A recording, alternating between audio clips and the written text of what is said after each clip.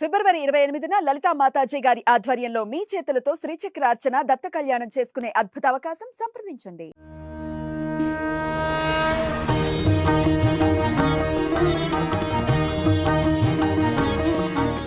అందరికీ నమస్కారం. భార్యాభర్తలు చిలకా గోరింకల్లా ఉండాలి అని అనుకుంటారు.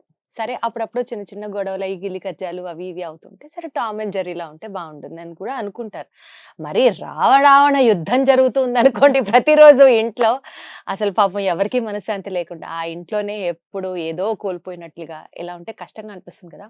సో ఇవాళ వీడియోలో ప్రత్యేకంగా భార్యాభర్తలు అన్యోన్యంగా ఉండడానికి, వాళ్ళ మధ్యలో ఏమైనా కలహాలు మనస్పర్ధలు వస్తే వాటిని ఏ పూజా విధానం అని నేను అనలేను, కానీ ఎవరిని తలుచుకున్నా లేకపోతే ఏ స్తోత్రం జపించినా కాస్త ఆ కలహాలు అవి తగ్గి ఒకరికొకరు ప్రేమగా అన్యోన్యంగా ఉండగలుగుతారు. ఆ కాపురం బాగుపడడానికి ఏం చేయొచ్చు, ఈ విషయం గురించి అడిగి తెలుసుకుందాం.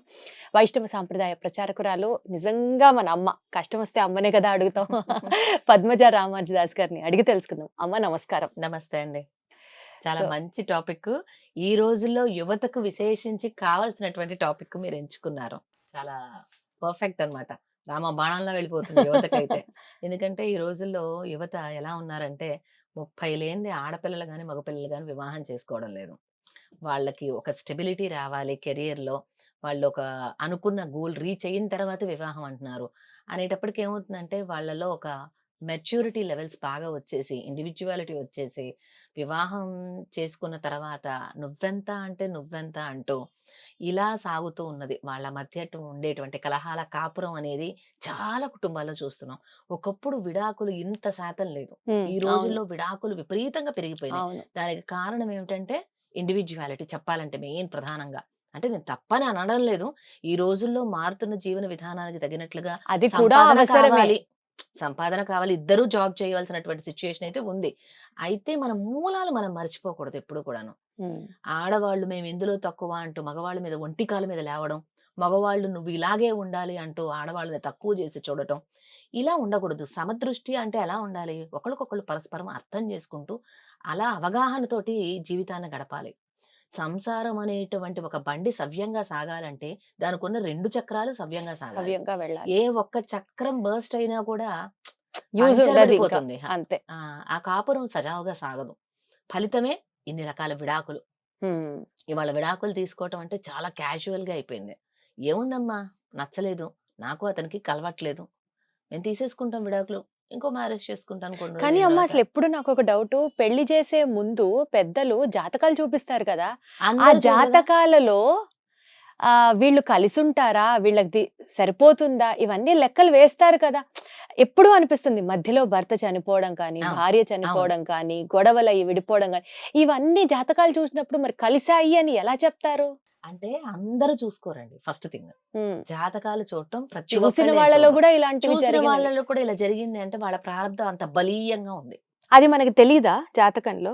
తెలిసినా దానికి ఏదో రెమెడీస్ చెప్తారు కానీ అది మనం పూర్తిగా దాన్ని, ఆ రెమెడీ ఎలా అంటే ఆ ఉన్న తీవ్రతను కొంచెం తగ్గిస్తుంది తప్ప పూర్తిగా తొలగించలేదు ఏదైనా. మరి అప్పుడు సెట్ అవ్వదని చెప్తే బాగుంటుంది కదా, అదే అనిపిస్తుంది నాకు ఎప్పుడు. వాళ్ళ ప్రారంభం ఎలా ఉంటే అలా జరిగి తీరవలసిందేగా. ఆ సమయానికి వాళ్ళు ఇప్పుడు చూడండి, ఒక డాక్టర్ ఇచ్చిన ప్రిస్క్రిప్షన్ ఇంకొక డాక్టర్ ఒప్పుకోరు. అవును. అలాగే ఒక సిద్ధాంతి చెప్పింది ఇంకొక సిద్ధాంతి ఒప్పుకోకపోవచ్చు. మోర్ ఓవర్, మనం పుట్టినటువంటి ఆ డేట్, టైము, ఒక గడియ కాలం లేకపోతే ఒక నిమిషాల రూపంలో కొంత తేడా వ్యత్యాసం వచ్చినా కూడా జాతకం తేడా వచ్చేస్తుంది. ఇప్పుడు మనం పుట్టినప్పుడు కరెక్ట్ గా పర్ఫెక్ట్ గా టైం, సెకండ్లతోటి నిమిషాలతోటి కరెక్ట్ గా వాళ్ళకి ఇస్తే కదా వాళ్ళు చెప్పేది. మనం జ్యోతిష శాస్త్ర పండితులను తక్కువ అంచనా వేయడానికి కూడా లేదు. అందులో ఏ మాత్రం తేడా వచ్చినా కూడా సమయం మనకి జాతకం మారిపోయేటువంటి ప్రమాదం ఉంది. మనం చెప్పటంలో తేడా రావచ్చు, వారు చూడటంలో తేడా రావచ్చు, మన ప్రారంభం ఎలా ఉంటే అది అనుభవించక ఫైనల్ గా తప్పదు. అయితే మన ప్రస్తుత టాపిక్ లోకి వచ్చినట్లయితే, భార్యాభర్తల మధ్య ఇటువంటి కలహాలతోటి కాపురం ఎప్పుడైనా గానీ వాటిని సమసిపోయేలా చూసేటువంటి ప్రథమ కర్తవ్యంగా చేస్తారు ఎవరైనా. మనం చూడండి, డివోర్స్ కు వెళ్ళి అప్లై చేసినా కూడా ప్రధానంగా వాళ్ళకి ముందు కౌన్సిలింగ్ ఇస్తారు, కలిపే ప్రయత్నమే చేస్తారు. కుదరని పక్షంలో ఇక విడాకులకు వెళ్తారు, న్యాయపరంగా మనం వెళ్ళినా కూడా. కాబట్టి ఎప్పుడైనా వాళ్ళు కలిసి ఉండడానికి సహకరించేటువంటి ఆ పరిస్థితులని మనం కూడా కొంత ఏర్పాటు చేయాలి. అలా కలహాలతో ఉన్నటువంటి వాళ్ళ గురించి వాళ్ళకి ముందు మనసులో మనం కలిసి ఉండాలి అనేటువంటి ఇంటెన్షన్ రావాలి. దానికి సంబంధించినటువంటి పరిస్థితులు అవన్నీ కూడా మనం కల్పించాలి. 2 అలా అనుకున్నటువంటి వాళ్ళకి మొట్టమొదటగా గుర్తొచ్చేది సీతారాములు. అవును. చూడండి, సీతారాముల జంట అన్యోన్యమైన జంట కాబట్టే, వాళ్ళ మధ్య ఎటువంటి పొరపచ్చాలు లేవు కాబట్టే, ఎవరి కళ్యాణమైనా ఈ రోజుకి కూడా అదే పరిమళికంగా కళ్యాణ మాట్లాడతారు. శుభలేఖలో ప్రథమంగా మనకి కనిపించేది సీతారాముల వారి యొక్క ఆ శ్లోకమే. ఆ అన్యోన్య దాంపత్యానికి గుర్తు ఆ దివ్య దంపతులు సీతారాములు. చాలా మంది అనుకుంటారు సీతని అడవులకు పంపించేశాడు, కడుపుతో ఉన్నటువంటి సీతని గురించి అనుమానించాడు. ఇలాగా ఏదో రామచంద్రమూర్తి యొక్క కాండక్ట్‌ని మనం ఎవరి వాళ్ళమండి, ఎంతటి వాళ్ళమండి మనం జస్టిఫై చేయటానికి. నిజానికి రామచంద్రమూర్తి సహధర్మచారిణి అయినటువంటి పత్ని అయినటువంటి సీతమ్మ గూడా ఎక్కడా ఒక్క శ్లోకంలో రాముడిని నిందించినది లేదు. హ్మ్. అది విశేష ధర్మాన్ని పాటించి రాముడు అలా చేశాడు. అది పక్కకు పెడితే అసలు ఇప్పుడు అది టాపిక్ కాదు. సీతారాములు అన్యోన్య దంపతులు. ఇది హ్మ్. జగమెరిగినటువంటి సత్యం. వారు ఇరువురు కూడా ఎంత అద్భుతంగా ఉన్నారు. 2 మాసాలెందే నేను ఉండలేను. ఊత్వన్న మాసాన్న జెవియేత్ అంది సీతమ్మ.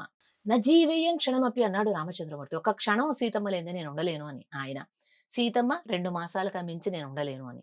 ఇలా పరస్పరం వాళ్ళిరువురు కూడా అవినాభావ సంబంధంతో ఎలా అంటే ఒకరిని విడిచిపెట్టి ఒకరు ఉండలేనట్లుగా హ్మ్. అంత అద్భుతంగా జీవించారు. రామచంద్రమూర్తి యొక్క ఆ జీవన విధానం మనం ఎలా ఉండాలో సూచించడం కోసమే ఆయన దైవం మానుష అవును. రూపేణ అని అవతరించిన కారణం. కాబట్టి ఒక భర్త ఎలా ఉండాలనేది రాముడు చూపిస్తే, భార్య ఎలా ఉండాలో సీతమ్మ చూపించింది. అలాంటి సీతారాములను తలుచుకుంటే ఎంత అద్భుతం అండి. రామచంద్రమూర్తి తనను అడవికి తీసుకువెళ్ళడం లేదు వనవాసానికి వెళ్ళేటప్పుడు అంటూ ఒక మాట కొంచెం నిందించింది. ఎందుకు? అది కూడా నా భర్త నన్ను కాపాడేటువంటి శక్తి లేనటువంటి వాడని తెలియక గాజులు తొడుక్కున్నటువంటి ఒక స్త్రీ రూపం పురుషుడికి ఇచ్చి చేశాడు మా నాన్న అంటూ గూడా ఒక మాట అన్నా కూడా రామచంద్రమూర్తి కోపగించుకోలేదు. ఓహ్! అన్నారా సీతాదేవి అలాగా? సీతాదేవి అన్నది. ఆ ముక్క అన్నది. అయ్యయ్యో! అయితే ఎందుకన్నది? కోపం రామా వచ్చినట్టుంది పాపం. నీ ఆ! నీతో ఉన్నదే నాకు స్వర్గం. నీవు లేని అయోధ్య నరకంతో సమానం. నీవుతో పాటు అడవికి రావడం గూడా నాకిష్టమే. రామచంద్రమూర్తి నయాన భయాన నచ్చచెప్పి చూస్తారు సీతమ్మకి. అడవిలో వన్యమృగాలుంటాయి. కందమూలాలు తినాలి. నీకెందుకంత కష్టం? చక్కగా ఉండి అత్తమామల సేవ జేసుకో. ఇక్కడే ఉండు. నన్ను గదా వెళ్ళమంది నాన్న. నువ్విక్కడే ఉండు అంటూ ఎన్నో విధాలుగా నచ్చజెప్పినా ఒప్పుకోకపోయేసరికి తనను ఎలా అయినా సరే తీసుకువెళ్ళవలసిందే. నీవు లేకపోతే నేను ఉండలేను అనేటువంటి ఒక ప్రేమ కొద్దీ ఆ ముక్క అన్నది సీతమ్మ. దానికేం రాముడు బాధపడలేదు. హ్మ్. ఒక మాట అన్నది లేదు. వాళ్ళు ఇరువురు అన్యోన్య దాంపత్యం ఎంత గొప్పగా ఉంటుందో. నేనే తప్పు చేసి ఉన్నానేమో అన్నది. హనుమ స్వామి వచ్చి సీతమ్మ దగ్గర ఈ రాక్షస స్త్రీలందరిని సంహరించవేయమంటావా అంటే, వాళ్ళేం తప్పు చేశారు? ఏమో నేనే తప్పు చేశానేమో అంటూ తన మీదే వేసుకుంది. సో, ఏదైనా గాని సీతారాముల జంట అన్యోన్యమైన జంట దాంపత్యానికి ప్రతీకగా చెప్తారు. అటువంటి సీతారాముల వైభవాన్ని మనం స్మరించుకోవచ్చు. ఎన్ని కష్టాలొచ్చినా మరి ఈ రోజుకి కూడా ఆ సీతారాములే అన్యోన్య దంపతులుగా ప్రతీకగాంచారు. ప్రసిద్ధిగాంచారు. అలాగే రుక్మిణి కృష్ణులు. హ్మ్. ఎంత అద్భుతం! రుక్మిణీదేవి నీతోనే ఉండాలి కృష్ణ అని ఆమెన్ని అడిగిందా? హ్మ్. ఎక్కడున్నా నువ్వు క్షేమంగా ఉండాలనుకుంది. నీ పాద ధూళిగా నేనుండా చాలనుకుంది. ఎంతో సాత్వికురాలు రుక్మిణి పిరాటే. అటువంటి రుక్మిణీదేవి, సీత మన కృష్ణ పరమాత్మ వారిరువురు అన్యోన్య దాంపత్యం చూసుకోవచ్చు. అలాగే కృష్ణ, సత్యభామ అనగానే అందరికీ సత్యభామ యొక్క కొంచెం అరగెన్స్‌ని అదే గుర్తుకొస్తుంది. కానీ అదే సత్యభామ నరకాసుర వధ సమయంలో నరకాసుర చెరలో ఉన్నటువంటి 16,000 మంది అంతఃపుర కాంతలను రక్షించాలని చెప్పి తానే నాథా రండి వెళదాము అంటూ తాను ఎటువంటిదంటే గొప్ప శౌర్య పరాక్రమాలు కలిగినటువంటిది, రాజకీయ చతురత కలిగినటువంటిది. భర్తకు అన్ని విధాలా అన్ని అందాల యుద్ధంలో కూడా తోడ్పడింది సత్యభామ. అంటే ఒక ఆడది మనకు చెప్తారు ధర్మేచ, అర్థేచ, కామేచ నాతి చరామి అంటూ భర్త ఎలా అయితే భార్యని అన్ని విషయాలలో ఏలుకోవాలి, అది భర్త ధర్మమో, అలాగే భార్య కూడా అన్నింటా భర్తకి తోడు నీడగా ఉండాలి. హ్మ్. ఎప్పుడు కూడా ఎటువంటి సమయంలోనూ వదిలిపెట్టకూడదు. ఇవాళ సంపాదిస్తున్నాడని చెప్పి ఉండి, రేపు సంపాదన లేదు. ఇవాళ యెల్లో స్లిప్ ఎంతసేపొస్తుందండి? ఊడిపోవాలంటే సాఫ్ట్‌వేర్ జాబ్స్ చాలా క్షణకాలం.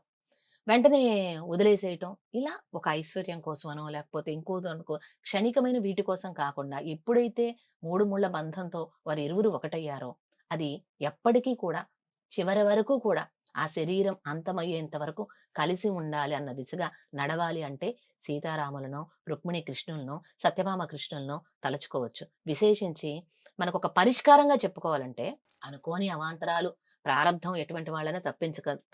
తప్పించక మానదు. కాబట్టి అలా ఏమైనా కలహాలతో కాపురం చేసేటువంటి వాళ్ళు పరిష్కారంగా శ్రీరామాయణం నుంచి కొన్ని సర్గలు చెప్పారు పెద్దలు. అవి గనక సేవించినట్లయితే తప్పకుండా ఉపశమనం లభిస్తుంది. ఏమిటి అంటే బాలకాండలో 77వ సర్గం. హ్మ్. ఇది సీతారాముల యొక్క సుఖజీవనాన్ని సూచించేటువంటి శ్లోకాలతో కూడి ఉన్నటువంటిది. ఇది తప్పకుండా సేవించవచ్చు. మరొకటి ఏమిటంటే అయోధ్యకాండలో 27, 28, 29, 30 ఈ 4 కాండల్లో కూడా సీతారాముల సంవాదం గురించి ఉంటుంది అయోధ్యకాండలో.